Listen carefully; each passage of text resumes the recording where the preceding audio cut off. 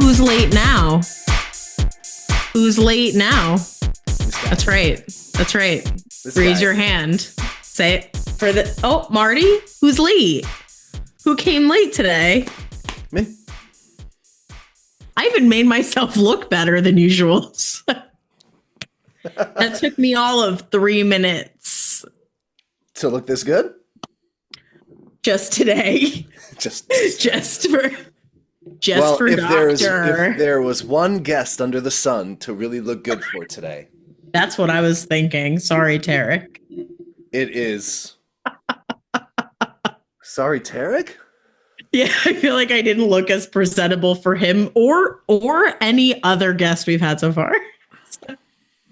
For the Doctor, I will oblige. For Dr. Sheppy. Dr. Sheps. Dr. Shep. Boy, I'm excited. I'm nervous. Jackie, tighten up. Let's get it together. Let's have a tight, funny, informative show. Well, it's going to be tight because I probably went into maybe the deepest dive so far about this guy. Yeah? Oh, yeah. That's great. Okay, I have to credit James, my fiance, for telling me to go deeper into our guests. Oh, okay. And for learning more about them because, gotta find a partner that keeps you on. He hasn't even tied the knot yet. He's already so critical of you.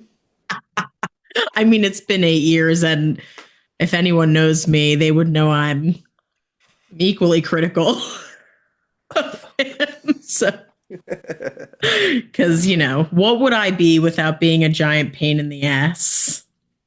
What is any of us besides being a giant pain in the ass? Yeah, like, come on. You a pain in the ass? Well, not me. I mean, like, no, never you. Obviously, I'm not any sort of pain in the ass, and my wife would certainly testify to that in a court of law. Eileen, would you agree?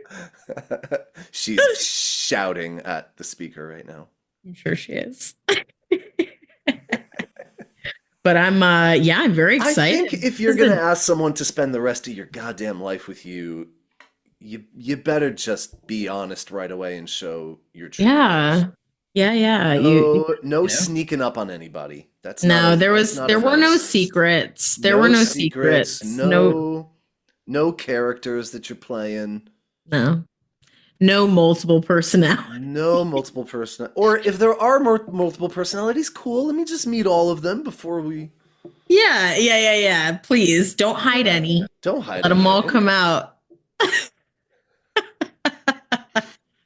Well, this is gonna be a ride for sure because Dr. Shepard has had a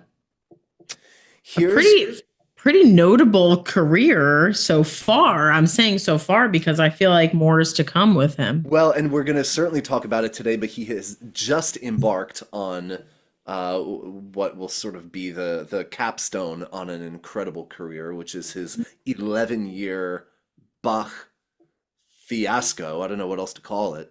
They're going to do every single one of Bach's works across 11 seasons. So this is with in a row. This is with Concora? No, this is with Music Worcester. Oh, Music Worcester. Okay. Oh, it is. The dive was not deep enough, Jackie. Nope, let's get our. I don't want to go like this. I don't want to go like this. So here's what I wrote. What am I going to pull this out? Look at you with your fancy little moleskin. I have those too. I don't think it's a moleskin. Wait, it might be a full skin. Fake. A faux skin. Full, not to be confused with. I'm gonna stop now. Do you have a drink with you? Water. Oh, just water. I didn't bring one up, but nothing very exciting. Do you know what I just made for the first time today? Not a moleskin. It's a knockoff. It's a full skin. I made a cafe Zabalione.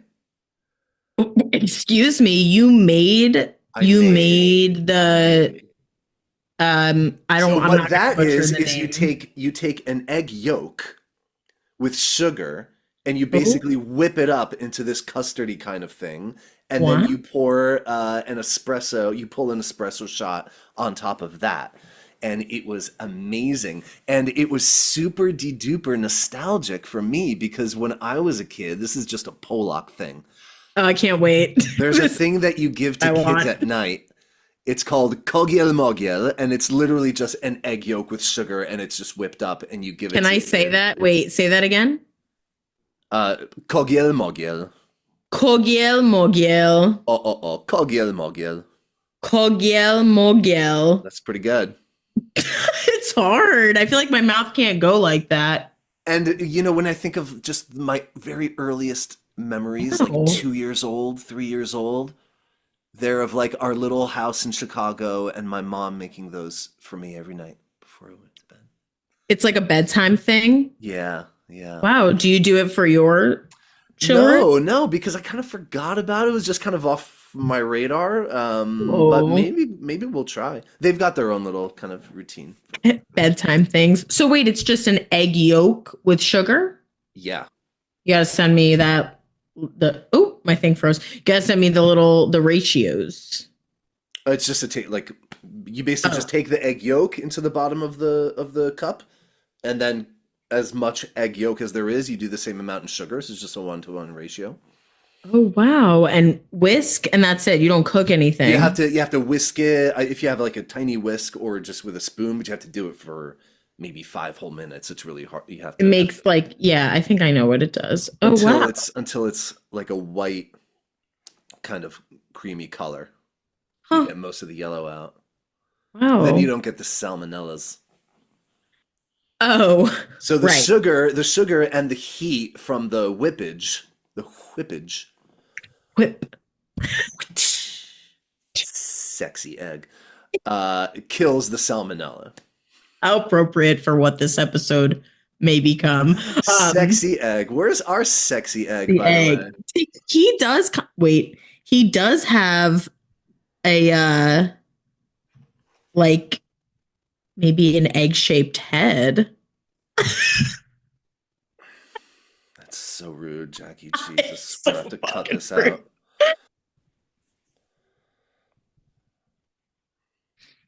Awkward silence. Marty's texting Chris.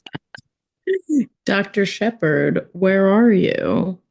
And he's a perfect person to talk to about choral conducting because he has done choral conducting at pretty much every place that you can. So, youth choirs, community choirs, church choir, professional choir, university. I mean, he's kind of done it all.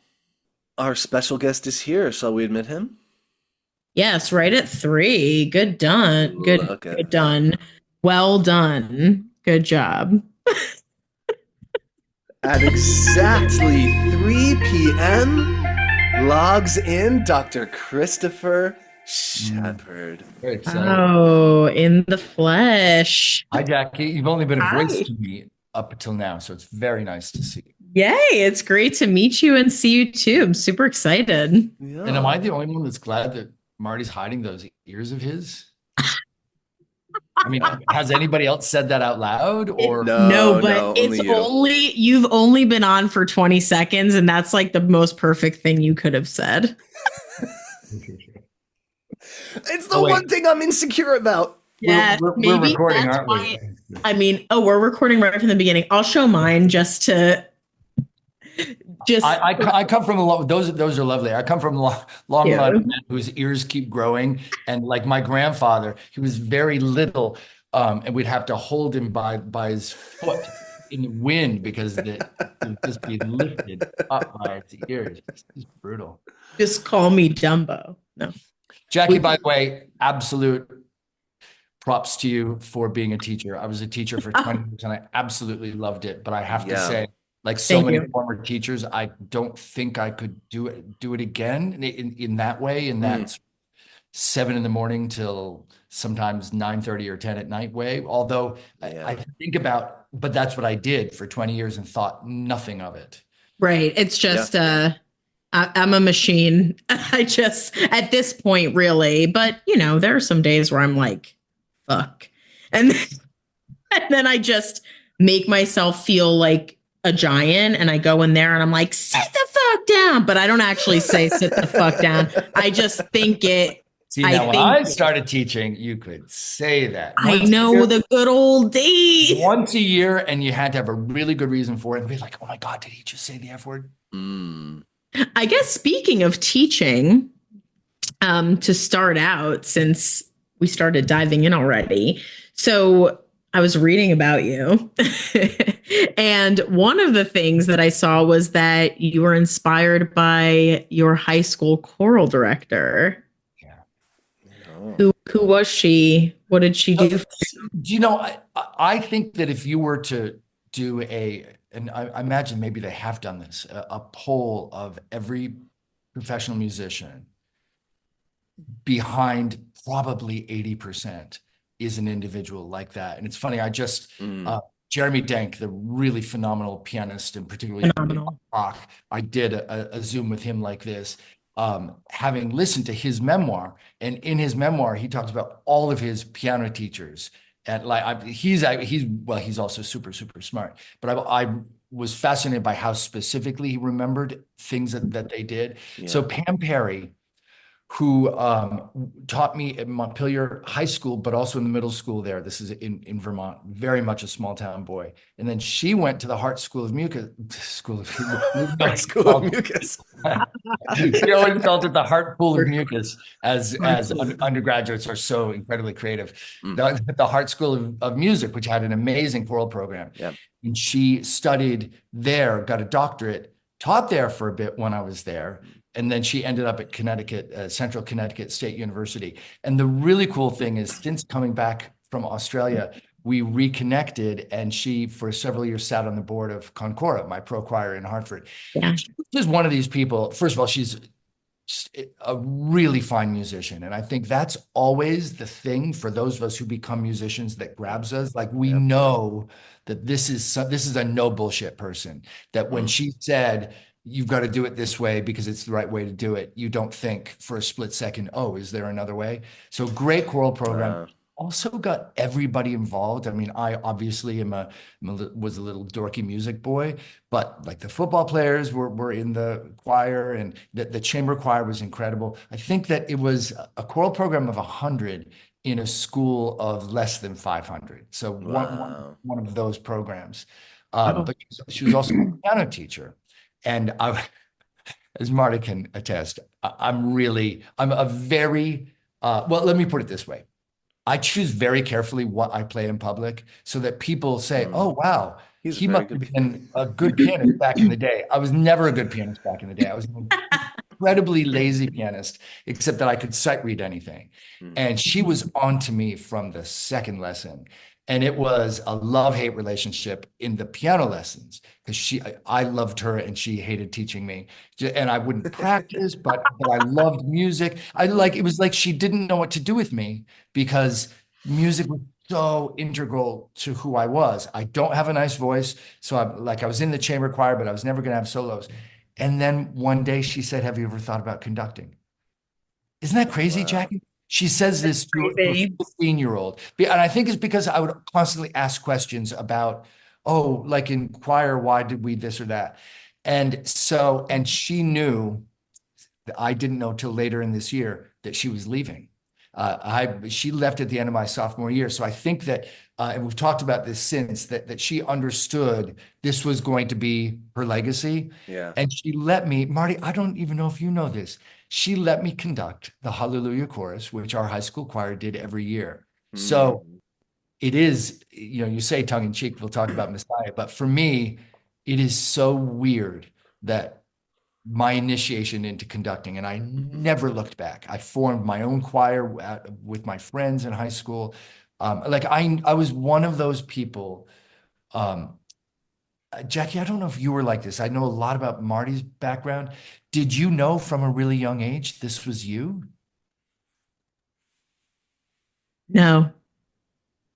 That's more, that's more normal, right? Like people like Marty and I are not normal. No. But yeah, like Marty, I I guess I thought in high school that I wanted to teach. Now I conduct every day band, middle school band. And I'm also doing Nothing better. it's pretty awesome. And I also do a community band that's Oh, a cool. different that's another conversation you and I can have later. Awesome.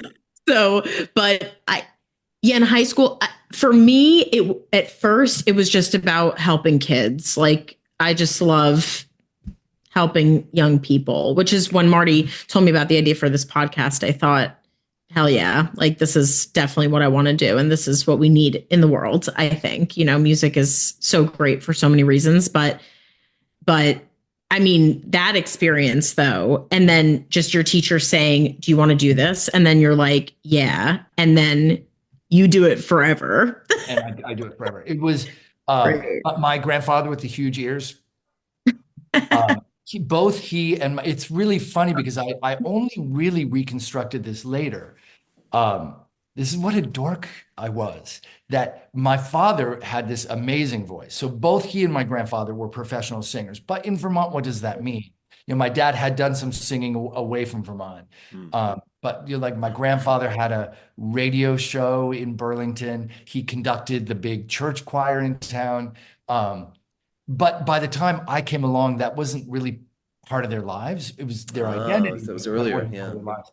And both of them had huge voices, and they were bassi profundi, basso profundo, like 3 octave ranges. And in fact, I broke a string on the piano at my house accompanying my dad, because as soon as he sang high, it was just a really incredibly rich voice. But that's the really weird thing, is I say that and you think about these people who inherit the gene and they're around music all the time. So of course they're going to become a musician. But my grandfather was a lawyer in real life. And Yeah. my dad was a state bureaucrat. So it wasn't actually a foregone conclusion. Yeah. What about your mom? So it's actually really funny. She um, had a really lovely voice. She was a smoker and a very low voice. And she joined a women's barbershop group. Um, Whoa. when Wow. I'd gone off to college and sang bass. So yeah, that's the weird thing, is that I was just around music. My little sister had a massive sort of chest voice, belty sound, and starred in the high school musicals. My brother, who, as my friends like to say, we look very much alike, but he went into the Navy. My friends say he's a manly version of me. Mm. He's the only one who isn't musical, though I suspect He had, could be. yes, and he just, we just didn't tap into it. But my dad was the guy who we would go, you want the floor to open and swallow you. We'd go to church, Yeah.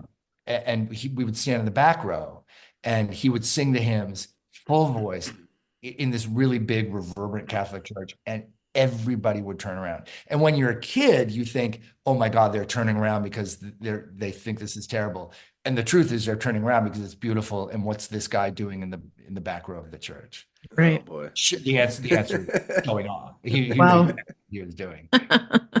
That's really cool. So what steered you to choral conducting versus orchestral conducting? Well, this is an ongoing question. So I started with choral conducting. Like I said, the experience. So Marty did the same thing as me, but just a little bit later. He put together a choir of his own at Berkeley. I did mine in high school. It was just like I just wanted that. So we had a band program where I grew up, but it was one of those schools where it was a little bit hard to do both. Okay. So I just wasn't really around that. I came to orchestral music late, but here's the thing. As soon as I discovered it, I really loved it. And to this day, the music that I really love to conduct is choir and orchestra together. And occasionally I get to do orchestra on its own. I'm one of these people, I'm a bit of a a bit of a perfectionist. And so Yeah. the thing is, I don't, You're a conductor, though. That's why. we're just built like that. There's all those, you find those tendencies with different job titles, and I think conductor, you have to be a little bit of a those nut. boxes. You have to be a perfectionist, and you have to be a little bit OCD, and you absolutely have to have control issues. Yeah. But because of that panoply of really outstanding characteristics, I really hate to be a fraud. I just, my whole life is about, I only talk about things that I know about. If I don't really know about them, I will always preface it by saying, and you know why? Because we've all heard those guys. I'm going to say guys. I'm going to go ahead and say guys because it's almost always men. Fine. Shamelessly. Speak on it. Speak on it. Well, Speak on it. you can even be my I understanding. will just be the one to raise my hand and just call out silently a few enormous exceptions to there are that. exceptions. I even understand that people like this. Two of you right here. Enormous exceptions. But I must say that I'm so shocked. Yeah, yeah. You listen to these conductors pontificate about something that I absolutely know for a fact they have no idea what they're talking about. But and you guys are the youngins here. This was a major thing, a major feature, not a bug, but a feature of the musical world when it was coming to an end. The era of the guru conductor. And they would pontificate about life. They would interfere with, I mean, I've seen this myself, interfere sort of inappropriately as a mentor in terms of telling you what you we know these. We still find them in please forgive me, my beautiful voice teacher friends, but you still find it in voice teaching studios a little bit. But when I was coming up, all the time, they tell you how you should wear your hair, they tell you how you should dress, they tell you that was just that sort of mid 20th century ideal where it was just this turning of conductors into celebrities. They were just expected to be these Can you give in life. Robert Shaw would be the best example. Yeah. Although interestingly, he himself rejected, I think that's part of why he went into orchestral conducting. But each of these major figures, a Robert Shaw or a Robert Wagner or any of the we'll talk about, I was thinking, I didn't think much about what to talk about because I wanted you to ask your questions. But one of the things that I always thought I would do was go and be one of those college conductors, a director of choral activities, because that was the path when I was growing up. But what came with that path was that guru thing. They go off and they conduct all these all-state festivals, and these young idealistic kids go because they want to study with them. And invariably, there is a moment of disappointment because nobody can live up to their press, right? And so my whole thing has been, well, I'm not going to have any press, and take or leave what I offer you. You have to do what I tell you to do when I'm conducting, but you can totally disagree with it. Sure. So that's a really weird way to get to the answer, to answer your question, Jackie, which is that because I never wanted to be seen as any of those people who could be a little bit fraudulent, to be perfectly honest, in their urge always to look like the expert, they risked being a little bit fraudulent. So every time I would dip my toe into the orchestral conducting world, I would think, well, I just don't have any business there. And I'll give you an example of this. That I did go to, I've been lucky because I've worked with some really wonderful orchestral conductors who were really supportive. And I went to the Aspen Music Festival and was in the orchestral conducting program there. Cool. And when I realized, I thought, I just can't do this. It isn't right. You could name any choral piece, major choral piece, and I could tell you about it, probably sing some major themes, sit at the piano. But I can't do that with the orchestra. My understanding of the orchestra rep is just very spotty. It's what I know well. What I don't know. And in the class, the teacher had, it was my turn to sit at the piano, right? And he went on this big rant about how conductors don't know enough rep. And I remember this because what pissed me off, he was fine. I mean, he was right, and he made his point, except it happened to be a symphony that I knew 3 of the 4 movements, but not the second movement. Oh. And he said, as I was at the piano, play the beginning of the second movement. And then he totally ripped me apart. And I was like, fine. And that was when I thought, yeah, if I don't know all the major symphonies of all the major conductors and a whole heap of operas, then because people spend their life doing that. Well, I remember kind of figuring out relatively early, beginning in college, because all of my high school experience was only choir and zero orchestra. And then in college, it was kind of the opposite, at least for the first half. I was just doing orchestra stuff all of a sudden. And I feel like I kind of realized pretty early on that in terms of looking ahead to the future and what I wanted to do, very, very little of the orchestra rep has any choir, but a whole ton of the choral rep has orchestra. And it's interesting. It was kind of just this thing that I noticed early on. And I feel like that was a big sort of gravitational pull for me into going on the choral side, because I knew that I'd be able to use some of these orchestral conducting chops that I was developing. Yeah, and I'm going to say something very kind about Marty. Oh, hold on. I'll excuse myself. Well, Jackie, you can erase this part later, right? No, I edit. It's Marty. Edit. No, he definitely edits. Oh, he's going to accidentally copy it and paste it into other parts of the. One of the things that I really admire about him. So, and you will love this, because I have this thing about band conductors, is that if nothing else, they are crystal clear. And what is this with choral conductors? Although this has changed too. Yeah.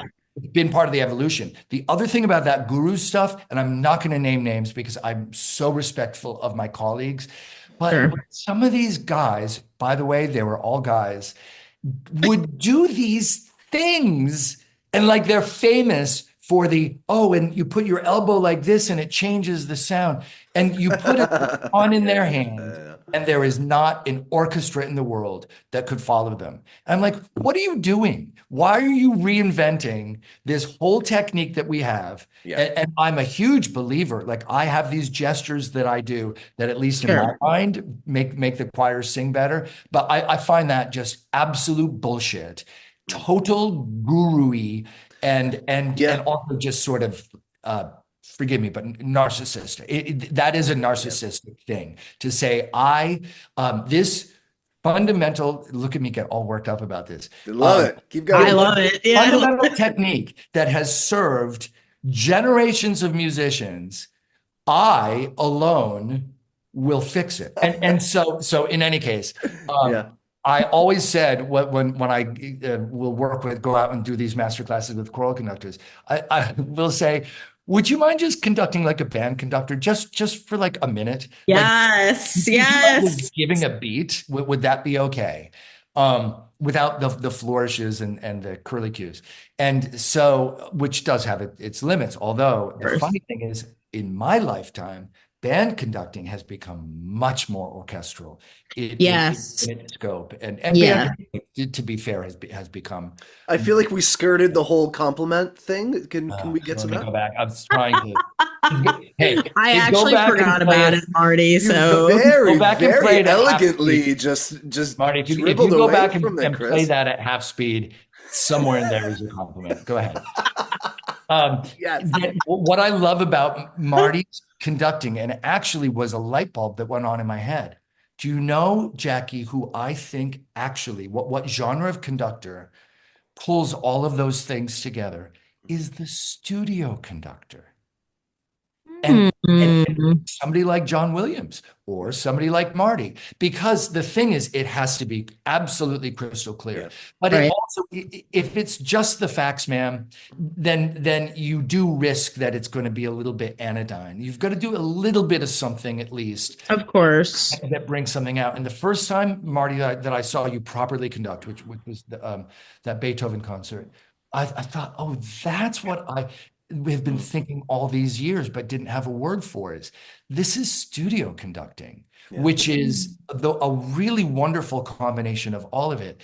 Because the thing is that people like Marty and me, we work with freelance orchestras. Right. Um, Right. and often the same players, and there's nothing wrong with that. I love working with freelance Me players. too.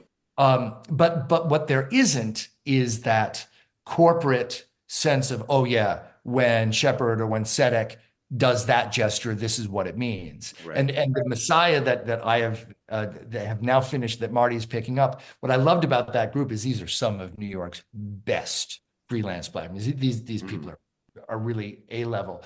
And over the years, although there's some in and out, they know what I'm like. And so I could relax and use more of my, I won't say unclear gestures, but you know, those like conductor gestures. And it'll be funny and fun and quite rewarding, I think, for me to talk to Marty after he does this to say, oh yeah, they don't know me yet. And so you have to develop that language. I think one of the, sorry, go ahead, finish your thought. Well, I was going to say, whereas this past spring, to kick off this big Bach project that I'm sure we'll talk about, I had this huge, like incredible delight of working with the orchestra of Emmanuel Music in Boston. And they do a Bach cantata every Sunday. Like this is what they do. And I've known some of those musicians for a long time, but more important, they know each other. So as soon as they figure out what my gesture means, oh my God, it's like driving a Lamborghini. And they're very, very good musicians, but that's not alone what makes it so great. It's the thing about them vibing together. And I have to say, as a choral conductor, it took me decades to figure that out, like to understand that. Though Marty and I would know, and you would know with your bands, Jackie, we know exactly what that means with our own groups. We know the value of people singing together all the time or playing in a band together all the time. Isn't it funny though that it took me into my 40s when I was doing a lot of work with instruments in Australia to realize that what's more important is not the monkey on the podium that gets swapped in and out. It's the togetherness of the ensemble. And that, of course, is why most major conductors make their career as guest conductors, because one element is already in place, if that makes sense. Choral conductor, again, this has changed through my career, not because of me, but I mean, this has been an evolution. There are so many great conducting teachers out there in choral programs who themselves have good stick technique and say, you have to conduct like a proper conductor, no more of this sort of thing. But there still remains this skepticism often about orchestral musicians of when the choral conductor. I like so many times in my career, I realize it's a bit of a backhanded compliment, but it's always really rewarding when a player afterwards will say, you know, for a choral conductor, you really know. But I know what they mean. I do know. Why would someone say that? Because we musicians don't necessarily have the best social skills around, but I do know exactly what they mean. And I will say, as a keyboard player, and I do get occasionally asked these days to play. By the way, anybody out there who's ever looking for a harpsichordist or organist, because I'm now a conductor, have fallen off people's lists, but I love playing in orchestras. But I will say it also helps me to understand them, because I'll be playing and I'll think, what are they doing up there? I have no idea. Is that beat 2 or beat 4? And it does matter. You know, these things really do matter to players. I think probably in terms of conducting craft, one of the things that's virtually impossible to teach, that you just have to get with experience, is understanding at any given moment what it is that the ensemble needs from you. Do they need that clarity of beat, or do they need aesthetic? Do they need expression? Sometimes those things mix, but I think oftentimes they're also kind of very separate, and just developing that instinct for, you know, what does the group need from me in this moment? Do I need to be a little bit robotic and go full drum corps, drum major, right? Or is this a moment where you can be more expressive? And probably, I hate to say it because it's less enjoyable for us, although maybe band conductors do like this. Sorry, I'm totally kidding. I love my band conductors, and I'm going to tell you a band story after this. But it's probably better to err on the side of clarity. I mean, Yeah. that's what I mean by studio conducting, Marty. When I saw you, is you didn't do anything unnecessary, so Yeah. that when you did do something conductory, it first of all it got a reaction from the musicians, and two, it meant something. Again, when I teach conducting or do these master classes, I refer to the left hand as the hand that cried wolf. Yeah. Like Yeah, that's why we if it's always moving, then it's gestures yeah. dominate. That's exactly And I'm as we teach conducting so that we can remind ourselves how to conduct. Like I'm as bad as yeah. anybody about. I even as I've gotten older, although you've got to be careful about this because it looks a bit stagey, Mm. but I stopped conducting fairly often in Altogether. yes, that especially with a really small ensemble if they're accompanying a soloist. I love Sure. and what I'm doing is I'm saying you guys don't You need don't me. need me. Yeah. And Right. the craziest thing happens. You actually feel them start to listen to each other more. Mhm. Yes. I also use I have this I've been so lucky throughout my entire career to have and I would shout out to each of them, except I wouldn't want to leave anybody out. This series of concert masters or mistress, or as we say in Australia and England, leaders, who are my second brain. Yeah. And that's if I could offer any piece of advice to particularly a choral conductor who is working with an orchestra, don't be ashamed to say, this person knows more about how to make my sounds than I do. Like I Yeah. never pretend to be a string player, although I did play viola in string class. So as I like to say to my violin friends, I can play in first position, and they always say that makes you eligible for almost any orchestra. Isn't that crazy? They say the Wow. exact same thing.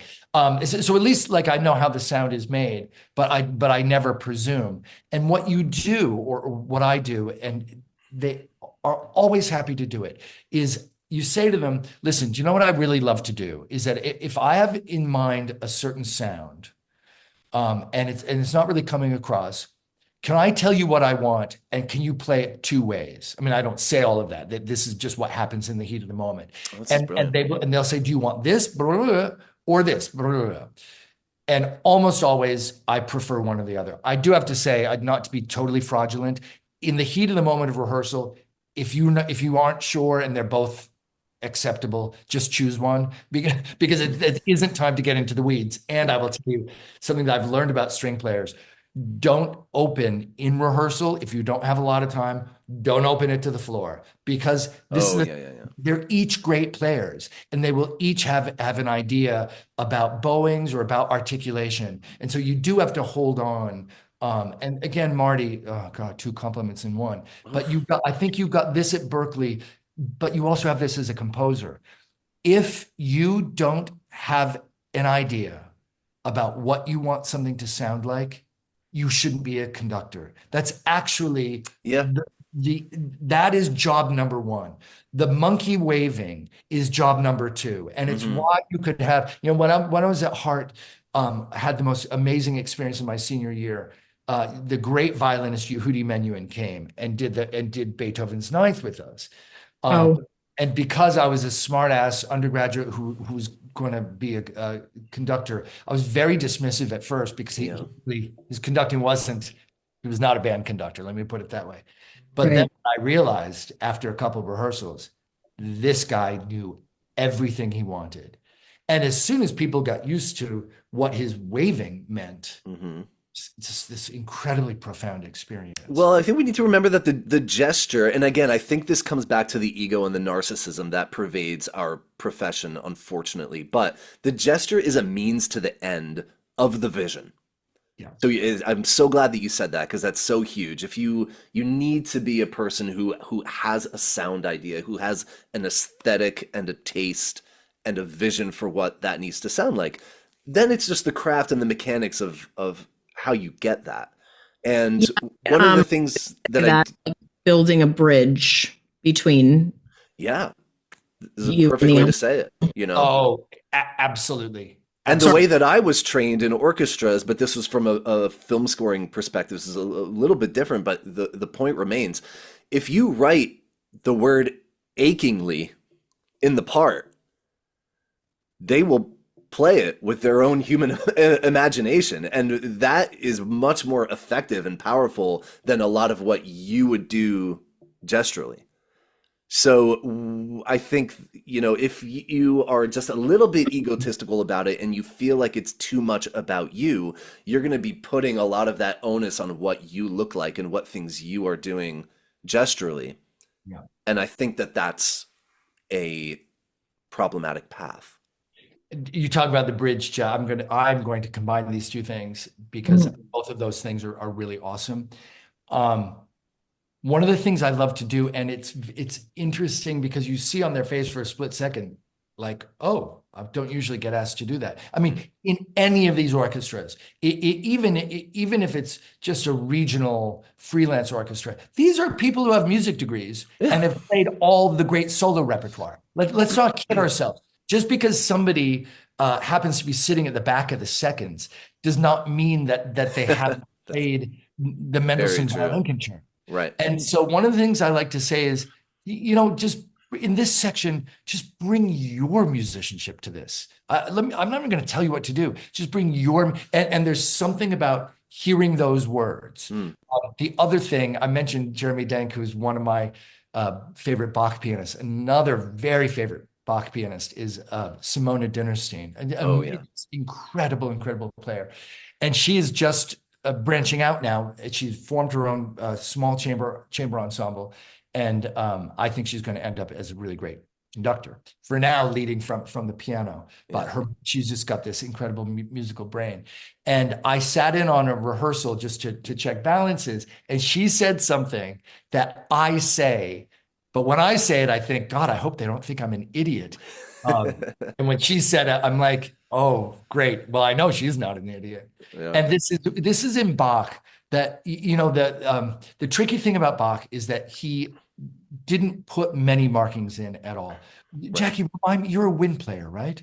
I am a flutist. You are a flutist. So imagine this. I'm familiar with the Bach text editions, and I only get text so that I can put in all of my own articulations. And yet, how annoying is text when you realize that here you are. It's a perfect example. You're faced with all of these decisions to make, and you can be paralyzed by, is this right or is this wrong? And then you do what a dorky musicologist does and read a whole bunch of treatises. And then by the fifth treatise, you realize that Quantz and Heineken completely disagree on what to do about slurred pairs. You know what I mean? Quantz would disagree. Lute and Quantz, oh my God, you people. But on the other hand, if I give you as a flute player an text part, you're going to make some really good choices because you have the experience of having played a lot of that repertoire. So you are closer to what is performance practice. So she said what I said, and it is this. I don't know what you should do there, but just do something.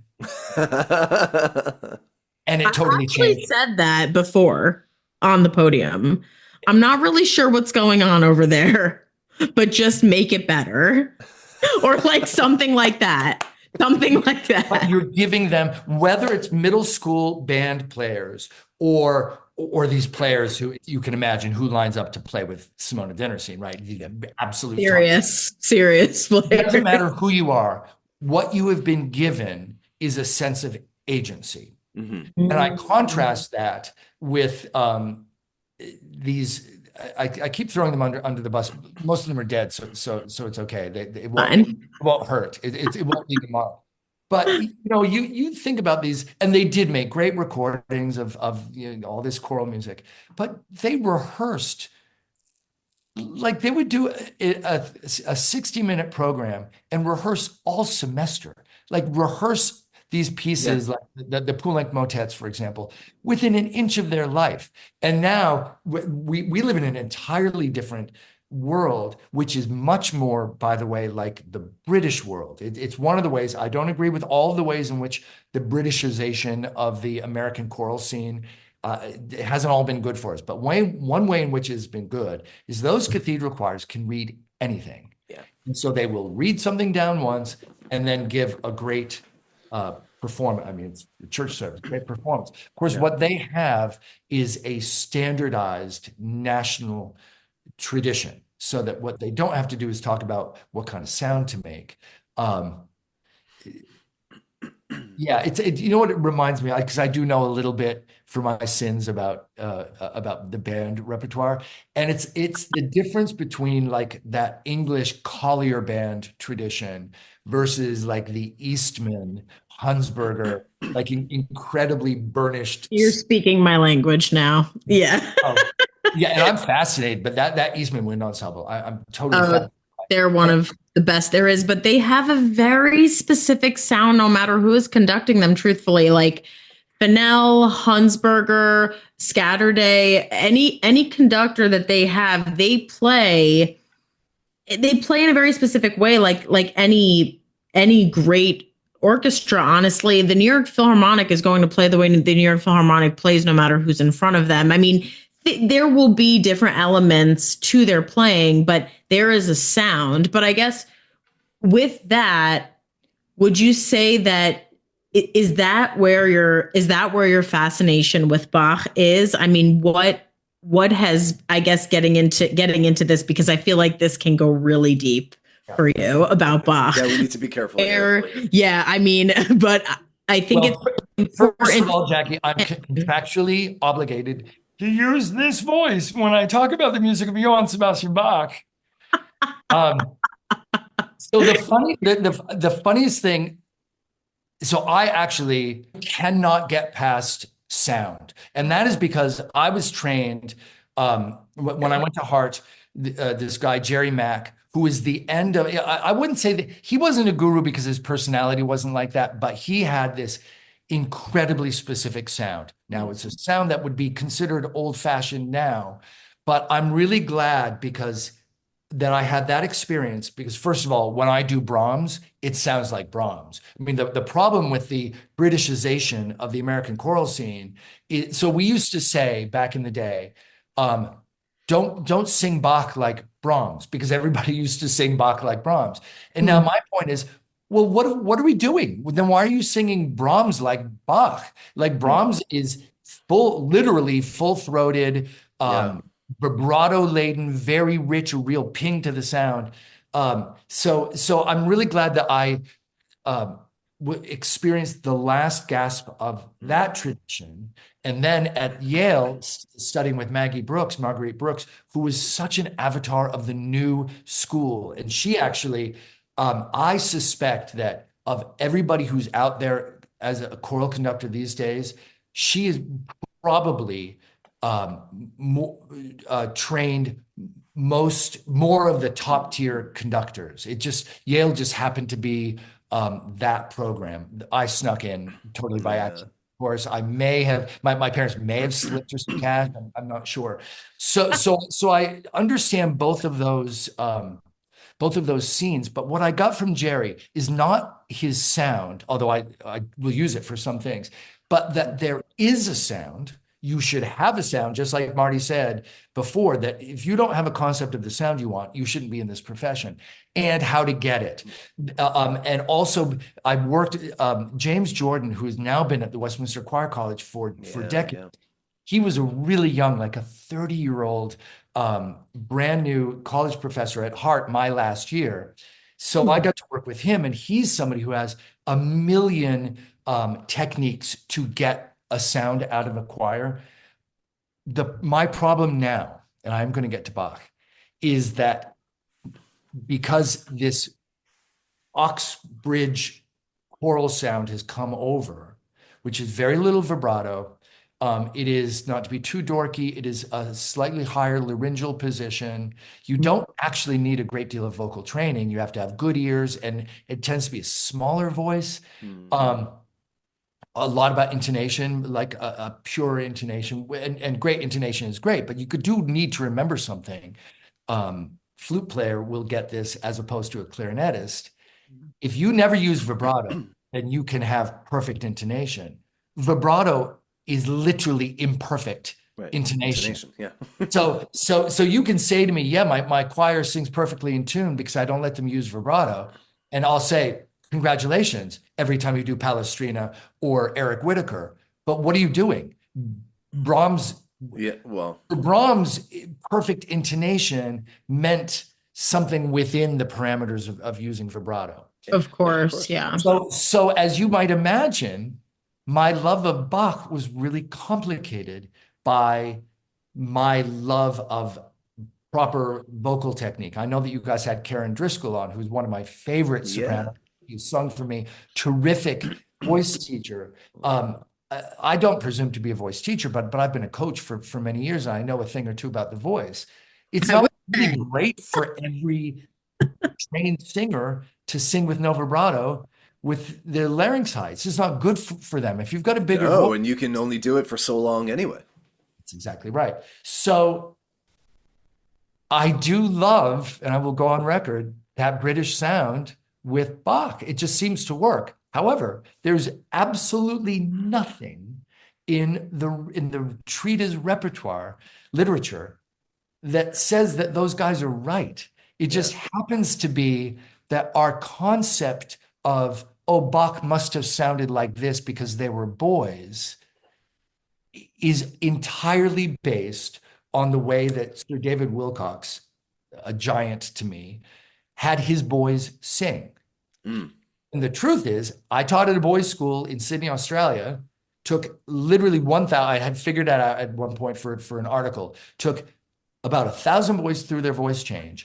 And there is every possible color that you would get. If I wanted them to use vibrato, they had vibrato. They weren't without vibrato. That's ridiculous. There's no connection between a prepubescent voice and lack of vibrato. However, because we do know that the instruments, particularly the strings, use very minimal vibrato. The vibrato was itself almost an ornament. That the use of less vibrato was important. And when I did, I founded a choir that ultimately performed all of Bach's choral cantatas in Sydney. I did the first half of them. I did 80 and then moved back to America. That was my Sydney Bach choir. The Sydney and Bach. Look at you doing research. I love teachers because they're always prepared. Because the kids will throw things around the classroom if you're not prepared. Let's steer the ship just a little bit here, because before we get too into the Bach, because I want to end up at the Bach. Oh, you want to end what I think is so, why I think you're such the perfect guest for the choral conductor category, Dr. Shepard, is that you've had choral conducting positions in every pot. Yeah. The school at different grade levels, the community choir, the professional choir, the church choir, the university choir, wherever one could be a choral conductor, you have been a choral conductor. Tenor bass choir and soprano alto choir. In what used to be called girls' schools, I taught in boys' schools, community children's choir. What I would love for you to talk about just a little bit, if you'd grace us, the two things, the things that you sort of got from those different experiences and how you sort of approached those positions differently. There used to be a career path. And I even had one of my mentors almost yelled at me. And now that I'm older, I understand why he did this. I'll say that in a second. There was a really, really clear path. Yeah.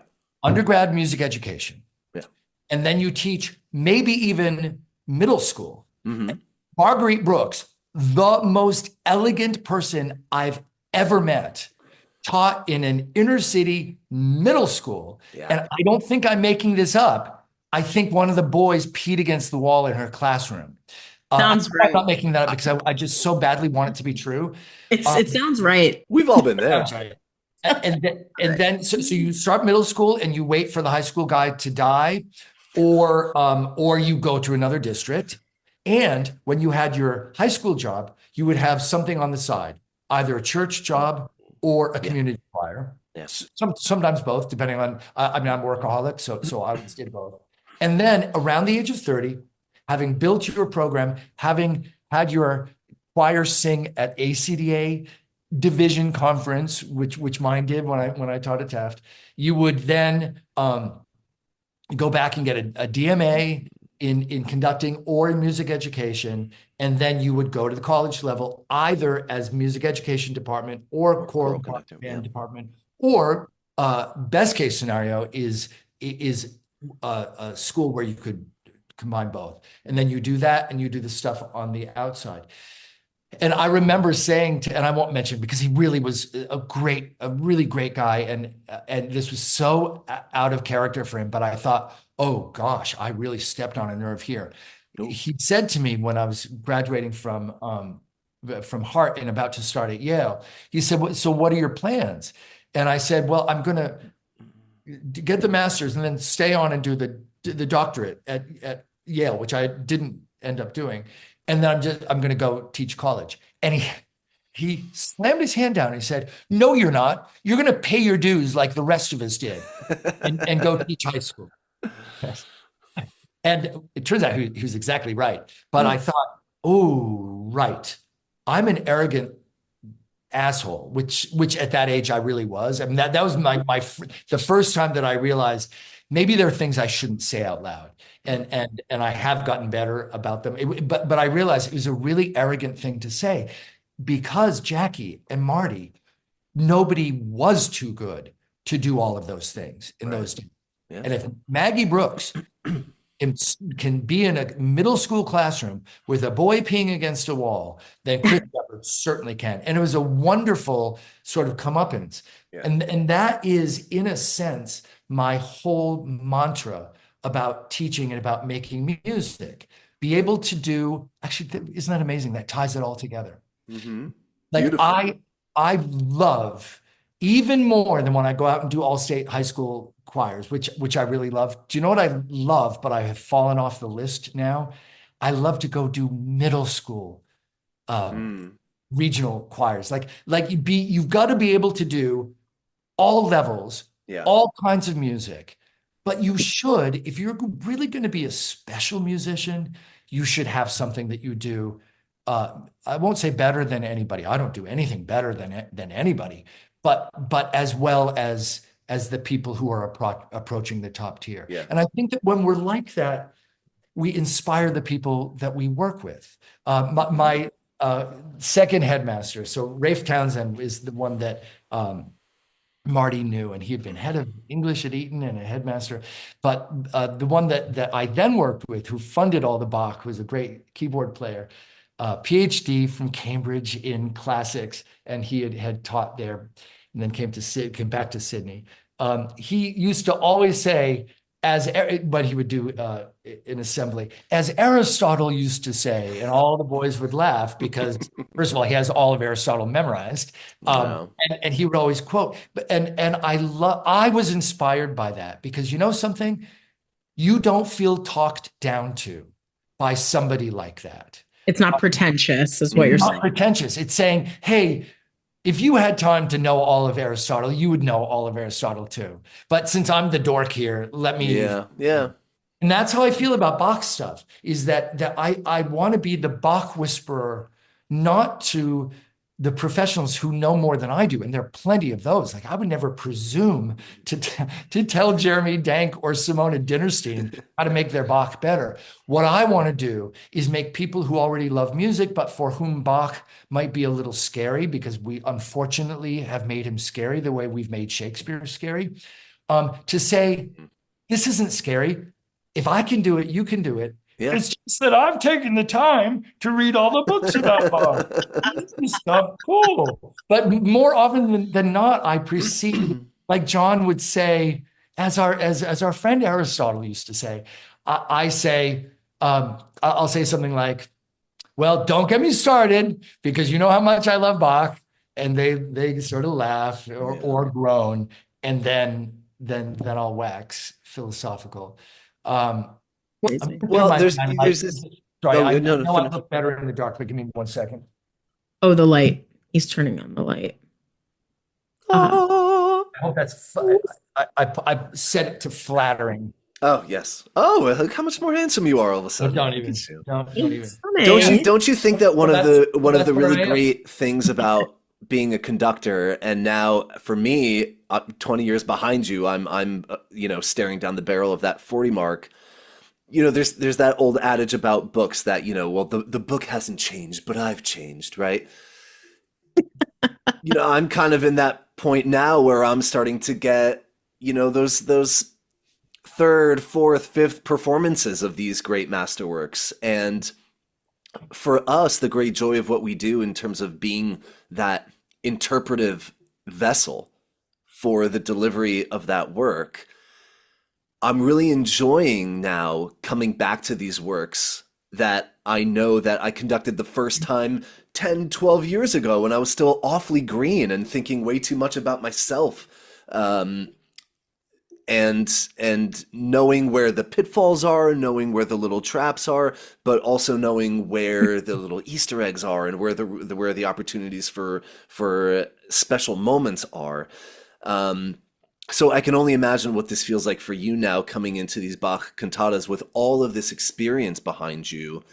And now, you know, probably not for the last time, hopefully, but, you know, for this sort of incredible capstone on your career to now return to these works that you were Well, so yeah, there's no intimately way that experienced with. I would ever be able to return to the cantatas again. Like I'm conscious that I'm going to be lucky to. I have a handful, probably 10 that I go back to, Yeah. but this will be the last time. You How know many are there, by the way? How many will you be doing? What is all of them? How well, many? so, yeah, so there are, oh God, that's how long is a piece of string? There are 142 that have choir in them, Mhm. Okay. apart from the chorale at the end. Yeah. And then another 50-ish that are solo cantatas. The solo cantatas are all going to be jobbed out because it's a great way to use small instrumental ensembles.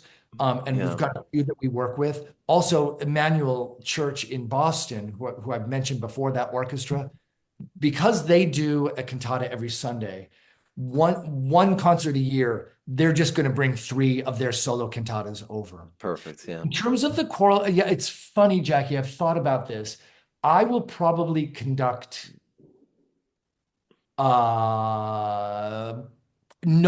certainly no more than 10 a year myself, probably less, because I don't want to be piggish. I want to leave enough for everybody. Sure. But Concora is going to do some of the cantatas really are quite difficult. Not all of them, but some are quite difficult. So Concora will always do one concert a year. And then that Bachtoberfest choir, I'll always do one. And then my Worcester chorus sometimes will and sometimes won't. So it would be fun. It's funny you say that you mentioned that, Marty, because the funny thing is, what I really want to do is I want to do the ones I did before again. Yeah. I Of don't course. have anything to prove by saying, okay, I'm going to make sure that the 75 that I didn't do the first time around, what difference does that make? What is the Right. difference between conducting 50, 100, or 150 cantatas? At some point, you understand Yeah. What on it a is. basic level Right. how the guy works, Right. right? Right. Everyone is profound and everyone does have Easter eggs. And of everything I did, there were only 2 that I really didn't, that I quite actively disliked. Mm. But I have nothing to prove that way. But I do love the idea of going back and seeing how I've grown. Exactly. Because Yeah. a lot of those works, if I was doing them early on, I was my template was ever shifting, and I really won't go down this rabbit hole. Jackie, Marty's heard this a million times, but my real love of Bach is twofold. This goes back to answer something that was asked a long time ago. It is either that I personally have a very visceral emotional response to Bach's music. And in fact, it'll just take me a half an hour and I just have to make myself do it. I want to make a playlist because I am a doctor, though I never use the title, but I am a doctor, so I could prescribe Bach. I insist that there are 10 conditions that you are depressed or you need, instead of a condition, let's say you need to be cheered up, or you want to experience the kind of sense of awe that you get when you see a beautiful sunrise. Like all these things, I can give you those 10 pieces. Can you please do that though? Yeah, I think it's a cool thing, right? Do it. We'll post it in the show notes. Yeah. Yes. At his heart, Bach was not, and this is part of why people are scared of him. It's like Shakespeare, who was obviously the greatest wordsmith in the English language. Yeah. That was not what he was doing.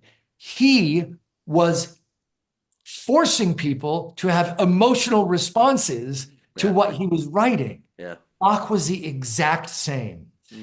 Because of when he lived and because of his extraordinary intellect, he did do it in the husk of an intellectually challenging and extraordinarily sophisticated superstructure. Right. And he couldn't help himself. That he had to write within that superstructure. But the superstructure was not the thing. The thing was the affect that you experienced. And that's why I love Bach. And that's why I can listen to a rocky performance of Bach's music, but I cannot abide a boring performance of Bach's music. That's an abomination. So Cardinal sin, I would say. Absolutely. So on the one hand, there's that about Bach. But on the other hand, and this is just to draw back why I want to go back over these pieces I've done before, I love the code that Bach writes in. And it's always theology. And I don't have the patience to do this, but I would love, and people have done aspects of this, but to create a lexicon so that you can see 5 examples, like the OED, like the Oxford English Dictionary, 5 examples of this is what joy looks like. Because, for example, there is a figure that they call a corte, K-O-R-T-E, which is the rhythm, dum tigga dum tigga dum tigga dum tigga dum, and it represents joy. And the reason that you know that is that there will be some recitatives where the word is exactly tied to the music. That is like in geometry class, when the teacher proves the proof, that's the proof. It's a recitative on the word joy, Freude, we Freude. And so what that means is that in a cantata, when you encounter dum tigga dum tigga dum tigga dum tigga dum, your question is this about joy? In any key? In any key? Yeah. Oh, lovely that you asked that, because of course, joy in the key of D major is a joy at God's royalty. That figure in the key of A major is the key of joy. So it might be just a pure joyousness.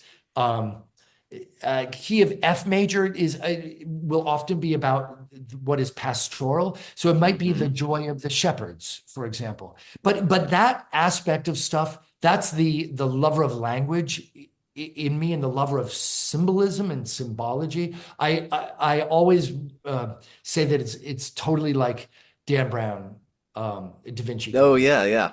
That you can experience, an ignorant art lover like me can experience the Last Supper emotionally by looking at it.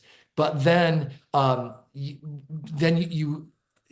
points out that, I don't know if he said this or another art critic, in front, go look at the painting. In front of Jesus, everything is quite tidy. In front of everybody else, it's like a dinner table after one of my dinner parties, where it's detritus everywhere. Because that is to summarize that Jesus is pure. Yes, he's pure and orderly. He's the rational universe. Right. Mankind is messy and chaotic.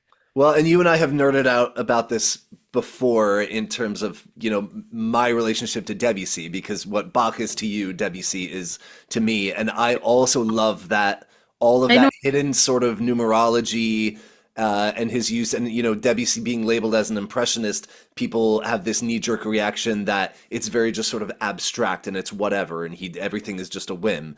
But it's actually very, very calculated, and he's got very defined numerology hidden within that work, and a lot of sort of hidden structure that is absolutely intentional. I'm just glad that you feel stuff. comfortable comparing a third tier French composer to the eternal Johann Sebastian. Who's on the first and second tier if Debussy is the third tier? Ravel. I will grant you that. Ravel. I can't play Debussy, so what we cannot play, we do not like. Why don't we wrap up, guys? Because I feel can you just give us really quickly, for someone on the younger side now who is thinking about this, what is maybe like the best piece or a couple of great pieces of advice in terms of actually pursuing a career in this from your perspective? I'm going to, believe it or not, okay, I've done the weave for an hour and a half. Yes. I'm masterfully done the weave. I'm going to pull it together. Okay. Because there are a couple strands that actually do come together, and this is the advice. I think they all do, to be honest with you. Like, even though there are so many parts to Dr. Chris Shepard, I think that it comes as a whole. It's going to come right now as a whole. I'm really glad to hear that. But I do want to give the youngins something to hold on to.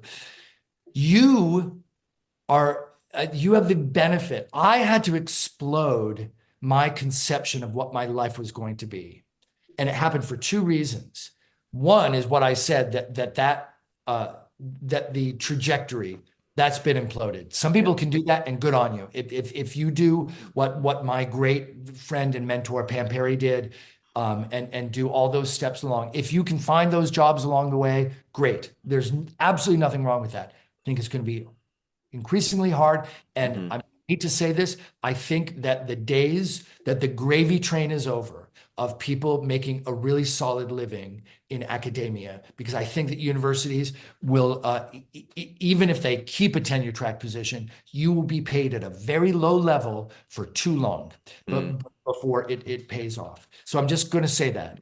The portfolio career that I landed in totally by accident, because I came home and there were no jobs. I thought that I would either go back to teaching in a boarding school or hopefully university. There were no jobs. Nobody left that year because their pension collapsed. Yep. If they had left, they couldn't have. They would have had to eat the store brand cat food instead of the fancy brand cat food. So I accidentally, while I was working on my dissertation, just collected job after job. And they were all wonderful jobs. Like, I've worked with all these different choirs. I have had to rejig it from time to time for no other reason than sometimes the night of the week didn't work. Like, I got a job, and another choir already worked on that night, so I had to make the difficult decision. Or I felt I loved being in New York, but it was time not to be in New York anymore. So all of those things, these jobs, and I will not go into detail lest I be audited, but if you choose well and can work your way up the ladder, they're good paying jobs. Get a good paying church job, get a good paying choir, get a good paying, maybe part-time academic job. It is less secure. Like, I've had to make sure that my retirement is taken care of. I don't mean to be, I hope you don't mind, Jackie. No, of course. Specific about this. It's not the same as my original dream of retiring on an 85% of my final 3 years average salary as a public school teacher. Right. But on the other hand, I have freedom. I never, except for church morning, I never have to get up. And I happen to be a morning person, but I never set my alarm. That happens to be something that I love. I don't mind getting home at midnight some nights, or at 1 a.m. Some people might not like that. Some people might want to do more private teaching. That's not something that sparks joy for me, or rather the commitment of having to do that at Thursday at 3:15 every week. For some reason, I don't, that makes me feel penned in. I rarely say no to a gig. I mean, you've got to be enterprising. I mean, Marty can, like, if he's not nodding, he should be, because this is the life that he's built. Yeah. So I just want to say to you, start with an idea. of where you're going to head, because it's important to do that, because otherwise you will be buffeted by winds that you don't see coming. Start with an idea and maybe even start on that path, but then let serendipity take you places. Yeah. I ended up teaching at Taft totally by accident. That's a whole other story. It's a lovely story, but let me just say I had no plan. And it meant that I left my program at Yale and didn't know if I'd go back. I did go back. Yeah. Yeah. Going to Australia was Deus ex machina, totally out of the blue that this guy appeared. I thought I was going for a year. I was there for 13. Yeah, that's wild. That's wild. It is wild. And by the way, that's the other thing I'd say. Every single one of you, the 3 people who are watching this, go work overseas. It's something, it's Yes, something somewhere at some point for some his time. international background. Huge. Jackie, I don't know if you ever got a chance. It's the hard thing about being a public school teacher. I never have, but I mean, my future doesn't include children. It's just my own personal choice. So, you know, and my fiance and I definitely have interest in living abroad one day for sure. Yeah. It gives you an entirely different perspective. I've heard that. So my advice on that side of things is, I'm really a very controlling person, although I've changed over the years because this is why. My life has turned out, my life's plan for me, the universe's plan for me is so much better than that narrow path that I had planned for myself. And I, by the way, was dragged kicking and screaming every step along the way. And every step there was some weirdly, I'm not a religious person and I don't believe in ghosts or anything like that, but at each juncture, there was even like a supernatural weird thing that happened that made me say, fine, I'll go and do it. Yeah. It's a universe telling. Sure. It sounds like, you know. And even this Bach thing in Worcester, like as Marty knows, I loved the Masterwork course in New Jersey, loved them, but it was destroying my aging body to drive 5 hours round trip every day. And yet this is the downside of a portfolio career. How was I going to replace X amount of dollars at my stage in life when new jobs don't come your way? And then out of the blue, Adrian said that. So trust the universe. Sure. But then the other thing that I will finish by saying, I want to recap what I said, because I actually, it is my mantra. Be able to do anything. You aren't too good for anything. Boom. So train yourself up. If I had to be plopped down in front of your band, Jackie, if you were sick one day, I could at least fake my way through. You should. Put the instrument back together correctly. So be a jack of all trades, but a master of one. Master of one. Maybe that's the title. I don't know if you're titling these things, jack of all trades, master of one. Well, let me ask. Well, this is perfect then. Perfect segue, because I told Marty this is how I want to end all of our episodes, is asking you to please state your name and what your job is in music. I am Chris Shepard, and I am largely a conductor of choral and choral orchestral music. Beautiful. Stunning. You're a very special person, though. I will say that. The energy on this episode, I felt, I mean, everyone is unique that we've talked to. Yeah, I'm really loving that aspect of this. They all have just so unique. Different, little different. Really just so important because anybody who is looking at these to get ideas about their life, they need to see, you know what? I happen to be really high energy, but I know some choral conductors who are, or musicians, whatever, who are astounding. No, you're high energy, who are astounding, but are so low key. Like it really does take all time. I was hoping to, and I don't want to keep you because I know you have to go, so we can save this for the preamble, but maybe just I have to go practice organ for tomorrow morning at church. Oh God. But just the fact that people think that that conductors need to be these like larger than life, exuberant people, and I think it's important for people to understand that it's okay for that to be a character that you know how to play, because that's 100% how it is to me. I'm not Marty Sedek when I'm on the podium in front of 100 people. I am doing what I recognize to be an important facet of my job, and I'm able to deliver that. But I know people who have said things along the lines of, I'm too much of an introvert. I can't do something like that, or a job like that, or that could never be me up there. And I always want to grab those people and being like, when I'm not on the podium, I'm a pretty quiet, chill guy. I'm not, and I don't like attention. I don't like attention unless it's serving the music making. Because it doesn't feel like attention to you. Yeah. All I want to do is be home. Yeah. Reading or eating while I watch Netflix, and I take a nap every afternoon. I am extraordinary. We are the same. Speaking of naps, you guys. It's that time, isn't it? Let's go take one. Jackie, it was a real pleasure to meet you. Marty. Chris, thank you so much, buddy. I hope to talk to you again soon. I'm going to get your number from Marty. I would love that. That's okay. I told him when I heard the first episode, because I listened to it because I was driving as always. I'm like, I want to be her friend. She's really cool. Yeah. Jackie's the best. I want to be your friend too. Now we can. Let's make a play date without Marty there. Yes. Yeah. You've had plenty of me. You've had enough of me for 10 years. Thanks, guys. Perfect. Thank you, Chris. Thank you so much. All right, get out of here. Bye. Bye. My big bro. Why you were talking him up so much?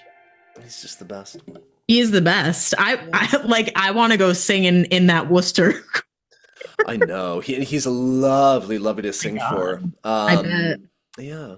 But by the way, you as a conductor, you said like you're doing what you serve the music when you you didn't say this, but it sounds like maybe you put on a bit of a mask. But you, Marty, not as a mask, but at least for me personally, I view it like acting. Like I'm playing the character of a big, exuberant, larger than life person when I'm on the podium. That's okay, I think. I don't think that's lying. I don't think that's being deceptive or disingenuous. I think No. I'm not saying that. I just think you're also you when you're up there too. I feel that as someone who's playing for you. Okay, thanks.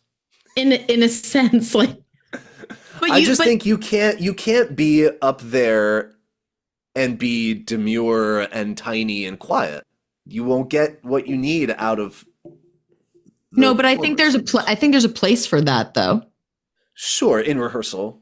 And also, I mean, if something is soft, if something sounds demure in the piece that you're conducting, the other thing I wanted to talk to him about that we didn't is the fact, in terms of the differences between choral conducting and orchestral conducting, is that because the entire body and the mind is the instrument, you need to be a conductor or a leader of the soul itself in a way that you don't need to, or not. I don't want to make that sound like instrumentalists don't do that. But there's just the physical and the tactile thing of having an instrument. Well, there's no creates a level of separation to that. Whereas with the choir, because the entire mindset, the entire body, the entire soul is the instrument, I found personally there's a really different approach to that.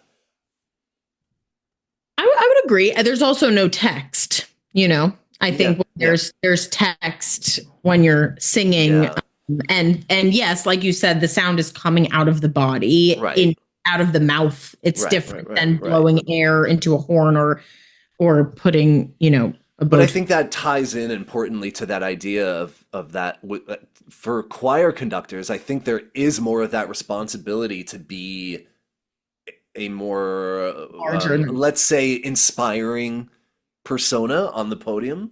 Yeah, I would agree. You need to draw it out of singers in a way that's different than how you need to draw it out from instrumentalists. I totally agree with that. Yeah, I agree with that. He's an amazing person. I mean, it makes sense as to why he has so many facets of his life, so many eras of Chris Shepard. There are just and he said it so well that all of those moments or eras in his life. I call them eras because they really were like just eras of time for him. Exactly. He kept saying, it just happened. It fell into my lap. It appeared out of nowhere. You know, that's just, and I think that that's a great message to our listeners, especially our young listeners, is like, don't fucking plan too much, man. Cause you can't plan out your life. You can't. Like I talk to young kids all the time and they're like, I'm gonna do this, this, and this. And I just go, okay. Like, okay, I'll talk to you in a few years. Yeah. You know? Yeah. You know, you make a plan and God laughs. That's right. That's a good one. It's true. It's true. So now the last really important question that I'm now thinking about: pizza or Chipotle for dinner? Oh, pizza. I think I had Chipotle more recently than I had pizza, so I think I am gonna go pizza. Yeah. But I am starving, JB. Same. Go away. I want to go eat. It'll be easy. Away. Sign off. I'm hungry. Go eat. Go eat. Go eat. Go eat. Thank you so much, JB. And thank you, everybody, for listening. MS. See you later. Follow us, like and comment, subscribe. Review. Hit up that buy me a coffee link. Yeah. Thank you, everybody. Thank you, Dr. Chris Shepard, choral conductor. The best. We'll see you at the next one. Signing off on Tanjin. Tanjin. Bye.